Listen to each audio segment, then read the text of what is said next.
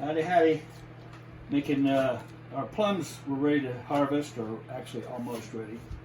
We're going to be leaving in a couple days, so I couldn't wait any longer. I was afraid to. So ended up harvesting all of the plums. It was basically off of one, well, entirely off of one tree this year. It's funny because the one that had a bunch last year had none this year. So anyway, pulled them all off today, and it ended up being 7 pounds, 7.8 pounds. So just shy of 8 pounds. So last year I tried to do plum jam without pectin, and I just could not get it right consistency. So this year I decided just to go ahead and do it with the pectin.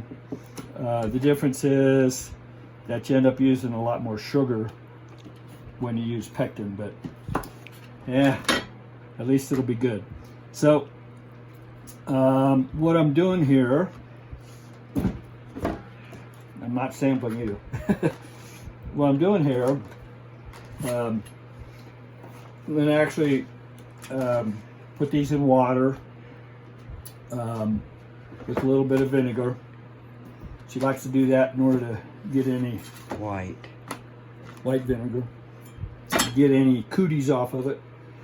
Any small bugs, it'll also get rid of them. Then, of course, after you soak them in that vinegar water, mostly water, of course.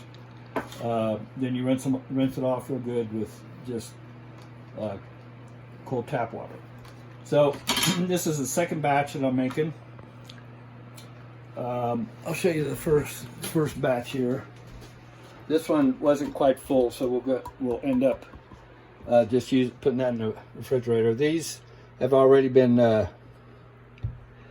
water bath canned, so they're cooling off and hopefully sealing up. Looks like they're going to be good. So there was 9, almost 10 half pints. So this is the second batch, like I said. So following the recipe of that book over there, it's a ball book. It's called Plum Preserving. It's an excellent book. It's got tons of recipes in it for all kinds of fruits and vegetables. So what I'm doing here is I've got to make plum pulp.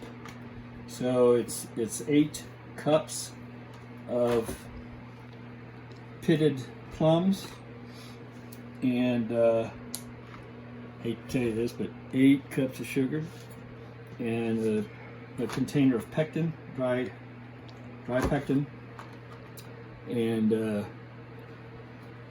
anyway, got to follow the recipe. So what I'm doing is kind of putting these in 8s, just so that it cooks up faster. And I wasn't quite happy, and it may be because these are just not quite ripe, just a little bit shy of being totally ripe.